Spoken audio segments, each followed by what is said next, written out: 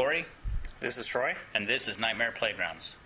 We have 30-plus actors who show up and make our haunt phenomenal every year. Our philosophy is that the theme and the sets are there to really support our actors so that they can get the most out of it.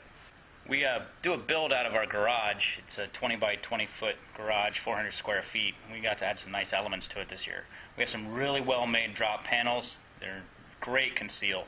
And we also had an air blaster that we used as an actor-controlled pop scare kind of deal. And we also built a freak mirror that was pretty cool. This year we added performance, some fire shows, upped our makeup level. We went to some silicone masks. And as you can see here, this is the front entrance. If you came up through the carport tent, this is what you would see at the entrance of the garage.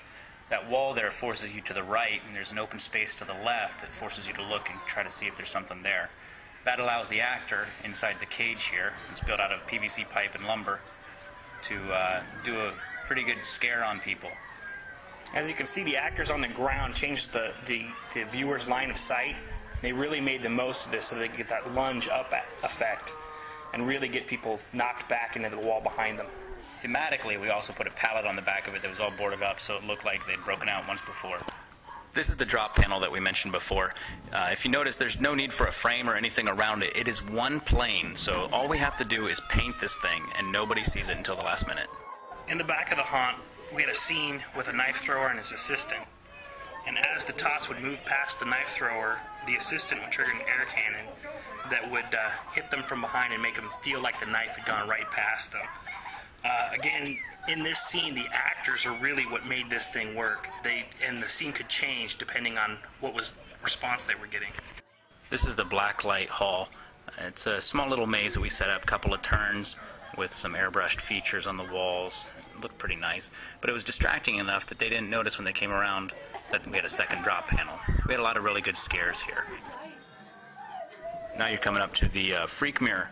This is basically a plexiglass sheet with a frame around it, and it's got a UV coating film that's reflective. You can get it at any hardware store. What it does is it sets up as a two-way mirror. When we pop the strobe, the actor shows up behind. It was a pretty cool effect. And here's the exit. We had to keep this open because there was a lot of running that went on down this thing, and we also had to keep the landing at the bottom clear. We opened the show by introducing the freaks that were going to be inside the haunt this year, as well as some of the other main characters that were going to be working the lines and out front.